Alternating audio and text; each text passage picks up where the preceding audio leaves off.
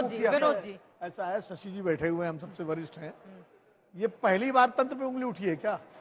1974 में जब उत्तर प्रदेश विधानसभा के चुनाव हुए थे, हेमवती नंदन बहुगुणा मुख्यमंत्री थे, पूरे विपक्ष ने आरोप लगाया था कि सारे बैलेट बदल दिए गए, ट्रकों पे जाके बैलेट कहां से गए, यहां से गए।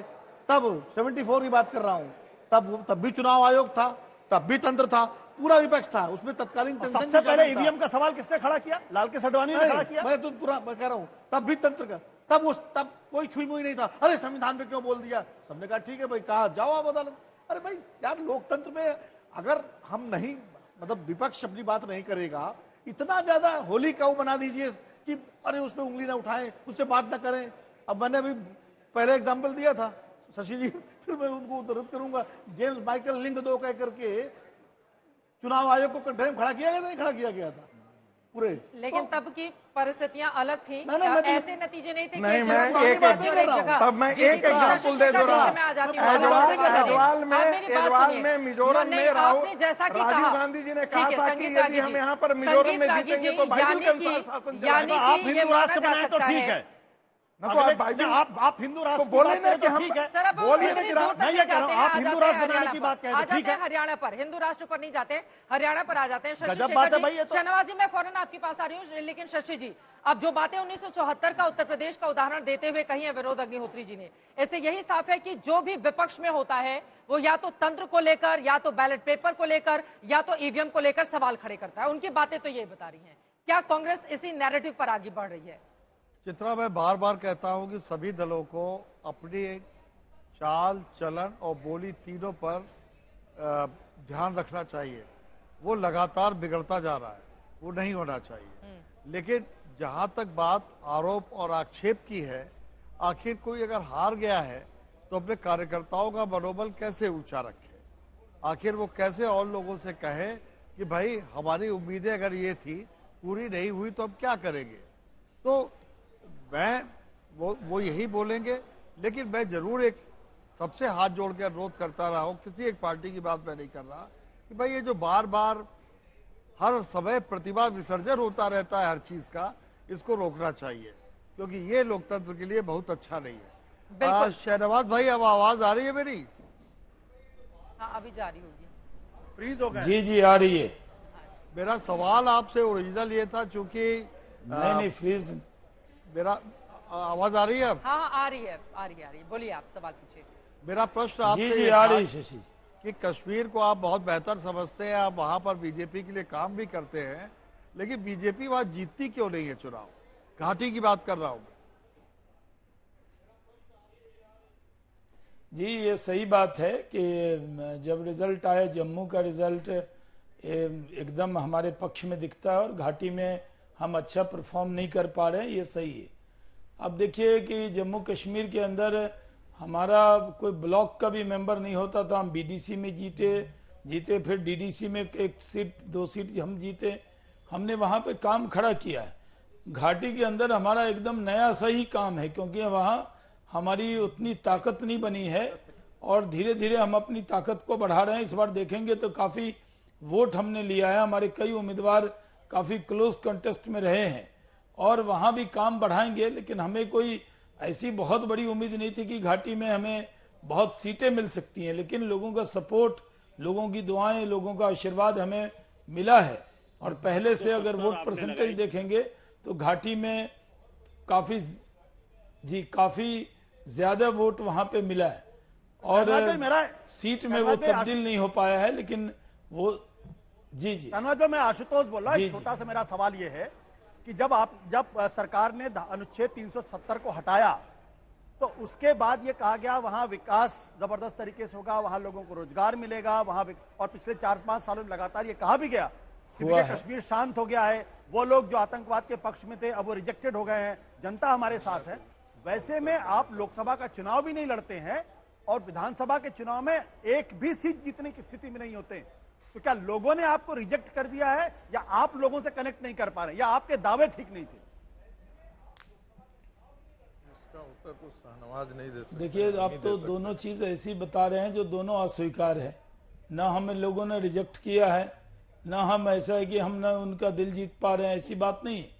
वहां डेवलपमेंट हुआ है, इसमें कोई इनकार है क्या आपको? वहां तरक्की हुई है, इसमें कोई इनकार है क्या? जम्मू कश्मीर के अंदर आज पूरा इलाका जहां बिजली पानी सड़क में 8-8 घंटे तो जम्मू के अंदर, ये कश्मीर के अंदर जनरेटर चलता था, आज बिजली मिल रही है, गांव-गांव में बिजली है, पानी है, सड़क है। आप अगर घाटी के बाहर जाते तो आपको वो सब चीज दिखता कि वहां कोई डेवलपमेंट नहीं था। पूरा डेवलपमेंट हमने करके दिखाया है। तो अभी हमने काम करके दिखाया है, दिल जीता है, वोट भी जीतेंगे। ये नहीं हो सकता कि अगर हमें सीट हमें नहीं मिली तो आप हमारे सारे काम को नकार देंगे। वहां पर लोगों का जमहूरियत में यकीन आना हमारे लिए, देखिए एक मिनट, हमारे लिए सबसे बड़ी उपलब्धि क्या है कि हम जीते या न जीते, वहां घाटी में वोटिंग बहुत हुई है, जमहूरियत की जीत हुई है, लोगों का जमहूरियत में यकीन लौटा है। लोग जो प्रोपेगेंडा करते थे पहले 6%, 7%, 8%, 10% वोट पर लोग जीत जाते थे, इस बार 60%, 70% पोल हुआ है। ये हमारे लिए व्यक्ति से बड़ा दल और दल से बड़ा देश है। हमारे लिए यही बड़ी बात है कि जम्मू कश्मीर मुख्यधारा में लौटा है, वहां लोकतंत्र जीता है, वहां जमहूरियत जीती है। शाहनवाज भाई देखिए, मैंने भी कल ये कहा था कि ये भारत सरकार बधाई की पात्र है, इलेक्शन कमीशन बधाई की पात्र है जिस तरीके से वहां पे चुनाव हुआ। मेरा सवाल यह है कि जिनको भारतीय जनता पार्टी देश विरोधी बता रही थी, आतंकवाद समर्थक बता रही थी, पाकिस्तान समर्थक बता रही थी, वहां वैली की जनता ने 47 में से 44 सीटें दी हैं। ये क्या इंडिकेट करता है? नहीं, हम किसको आतंकवादी बता रहे थे? आप बताइए। आप अपने ही लोगों के बयान को देख लीजिएगा, आपको पता चल जाएगा। पूरे चुनाव प्रचार में शाहनवाज भाई नहीं, कहा गया पढ़ाई जो गठबंधन है, भारतीय जनता कभी भी देखिए, ठीक है, शाहनवाज जी को मुश्किल पिच पर आप लोगों ने डाल दिया है। डल झील पर तो बड़ा चुनाव प्रचार को करते हुए नजर आए, लेकिन ये बात भी सच है कि मुस्लिम बहुल कश्मीर में भारतीय जनता पार्टी के लिए वहां पर प्रियंका कक्कड़ कुछ बोलना चाह रही है। नहीं, 10 सेकंड इस पर बात होनी चाहिए, इस पर गंभीरता से बात होनी चाहिए। जैसे पूरे देश में पार्टी सीट नहीं, पूरे देश में जिस प्रकार से मुस्लिम लोग को भी, मुस्लिम भी बेनिफिशियरी हुए, लेकिन जहां पर 100% बेनिफिशियरी थे वहां भी चुनाव में भारतीय जनता पार्टी को उन्होंने वोट नहीं किया। तो वो अपनी इस्लाम के आइडेंटिटी या उसमें कॉम्युनल आधार पर उन्होंने वोटिंग की। कश्मीर की जो वोटिंग है वो कॉम्युनल आधार पर वोटिंग है, यदि वैली के अंदर जो बात है, और जो जम्मू की वोटिंग है वो सेकुलर वोटिंग है।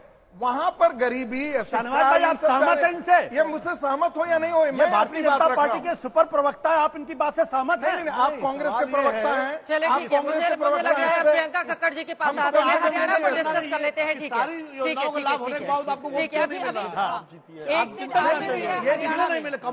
ये चिंता देश को होनी चाहिए, ये चिंता आपको होनी चाहिए। आपके पकड़ के ये छद्म पत्रकारों को होनी चाहिए, ये छद्म पत्रकारों को होनी चाहिए जिन्होंने एक गंदा नैरेटिव इस देश में को चिंता होनी चाहिए। ये छद्म पत्रकारों को होनी चाहिए जो एक नैरेटिव इस देश में चला करके रखा है। ठीक है, प्रियंका कक्कड़ जी, जो ढोंग करते हैं नहीं जा रही है। एक सेकंड आराम से, अभी रिजल्ट सामने आए हैं, बीजेपी हरियाणा में जीत रही है, कांग्रेस एनसी के लिए खुशखबरी जम्मू कश्मीर से सामने आई है। ठीक है, आप बता रहे थे कि डोडा में आम आदमी पार्टी ने जीत हासिल की है, शशि शेखर जी, तो प्रियंका कक्कड़ जी के लिए खुशी की एक खबर जम्मू से सामने आई है। डोडा सीट से शशि शेखर जी ने जानकारी दी कि आम आदमी पार्टी ने वहां से जीत दर्ज की है, और अरविंद केजरीवाल ने कहा है कि अगर यहां पर गठबंधन हो जाता, अहंकार हार गया, और उसके पीछे की वजह क्या रही कि लगातार राहुल गांधी दिल्ली से कहते रहे, लेकिन वहां पर कांग्रेस पार्टी के क्षेत्रीय बड़े नेताओं ने आम आदमी पार्टी के साथ गठबंधन नहीं किया। प्रियंका कक्कड़ जी, आम आदमी पार्टी को इग्नोर नहीं किया जा सकता है, क्या आप ये बताना चाहती हैं अपने इन बयानों से? ये तो सभी को पता है। 10 साल में 5 राज्यों में हमारे विधायक हो चुके हैं, हमारी 2 राज्यों में सरकार है, 10 सालों में हमने ये करके दिखाया है। उसमें से बीते 2 सालों में हमारे सारे टॉप लीडर्स को भाजपा ने जेल में डाल दिया। भरपूर प्रयास किया कि आम आदमी पार्टी को क्रश किया जाए, पर आम आदमी पार्टी टूटी नहीं। हमारा हरियाणा में भी जनाधार बढ़ा है और हमारी डोडा में भी 1 सीट निकल के आई है। हम सब लोग बहुत खुश हैं इस बात से कि इतनी कठिन परिस्थितियों में भी हम लोग ने जीत हासिल की। दूसरी चीज, अब ये उम्मीद करी जा सकती है क्या चित्रा जी की भाजपा ने जो प्रॉमिसेस किए हरियाणा में, चाहे वो 24 फसलों पे एमएसपी देना हो या चाहे वो फ्री सिलेंडर देने की बात हो, तो इस बार वो अपने प्रॉमिसेस पूरे करेंगे या फिर से जुमला निकलेगा? क्योंकि पिछले 10 सालों में तो हमने देखा है कि सिर्फ अरविंद केजरीवाल वो व्यक्ति हैं जो लगातार अपना गारंटी, उनका प्रॉमिस नहीं होता, गारंटी पूरी करते हैं। और यही वजह है कि हम इतनी जल्दी इतना सारा जनाधार हमें मिला है, जिसके लिए हम जितना शुक्रिया अदा करें अपनी जनता का उतना कम है। ठीक है, शहनवाज जी इस पर जवाब दीजिए। देखिए, आम आदमी पार्टी और कांग्रेस पार्टी अगर एक हो जाती तो फिर हरियाणा में आपके लिए मुश्किलें पैदा हो जाती। अरविंद केजरीवाल का इसी तरह का बयान सामने आया है। अलग अलग लड़ने का फायदा उठा ले गई बीजेपी। प्रियंका जी का बड़ा दिल है कि 0 सीट आने पर भी जनता को धन्यवाद दे रही हैं, और जो कमिटमेंट जाकर इन्होंने हरियाणा में अरविंद केजरीवाल जी ने कहा कि देखो जब मैं आता हूं मुझे देख के लोग मुस्कुराने लगते हैं, खुश हो जाते हैं, खुशी आ जाती है। बहुत सी बातें कही थी, फिर भी हरियाणा के वो रहने वाले हैं और हरियाणा के लोगों ने उनको 0 सीट दी, फिर भी ये गारंटी की बात कर रही हैं। आपको मालूम होना चाहिए कि डेमोक्रेसी है, लोकतंत्र है। लोकतंत्र में अगर जनता ने जनादेश दिया है तो हमारे वादों पर भरोसा करके दिया है। हमने आम आदमी पार्टी या कांग्रेस की तरह बातें नहीं की है। जो हमने कही है हमारा वो वचननामा होता है, जो वचन देते हैं उसको हम पूरा करते हैं। इसीलिए तो लगातार तीसरी बार हरियाणा की जनता का आशीर्वाद मिला है। ये मानकर चलिए कि वो जो आशीर्वाद दिया है, जितना वादा किया उससे भी ज्यादा निभाएंगे। उनके उम्मीदों पर खड़े उतरे हैं और फिर से खड़े उतरेंगे।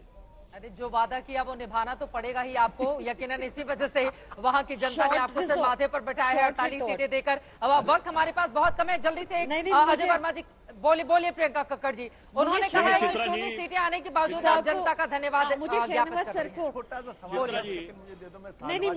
मुझे शहनवाज सर को ये बताना है कि देखिए अहंकार तो किसी का भी नहीं टिका शहनवाज सर। और अगर आप सोचिए मोदी जी और अमित शाह जी को जेल में डाल देते तो भाजपा पूरी की पूरी टूट जाती। आपको प्लीज वो कठिन परिस्थितियों का भी देखना पड़ेगा। हमने उसमें कैसे फाइट की और कैसे हर जगह से हमने, हमारा जनाधार तो बड़ा ही है। चित्रा जी, मैं ये बताना चाह रहा था कि जब 2 भैंसों की लड़ाई होती है तो झुंड का नाश होता है। जो सेफोलॉजिस्ट थे और सारे चैनल थे, इनकी छवि इस हिंदुस्तान में लोकतांत्रिक कंट्री में इस इलेक्शन के बाद बहुत खराब हुई है। कांग्रेस और बीजेपी का कुछ नहीं हो रहा, हार जीत तो चलती रहती है, एक हारेगा एक जीतेगा। लेकिन जो हम चाहते हैं कि चौथा स्तंभ सुरक्षित रहे और उसकी आवाज संसार में जाए, उस चौथे स्तंभ पर जो क्वेश्चन मार्क उठा, ये वर्मा जी, ये जो मीडिया को आप लोग ज्ञान देते हैं ना, इसके बजाय ज्ञान अपने पास रखें और खुद में सुधारने की कोशिश करें। मुझे लगता है ये जो बोल रहे हैं ये जानते नहीं है।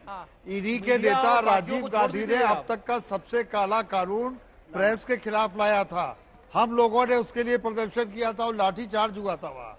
तो ये जानते नहीं, आज ये भाषण दे रहे हैं। मुझे मालूम है अच्छी तरह से। मैं इतने की इजाजत देता है। आप तमाम मेहमानों का बहुत धन्यवाद हमारे साथ चर्चा का हिस्सा बनने के लिए।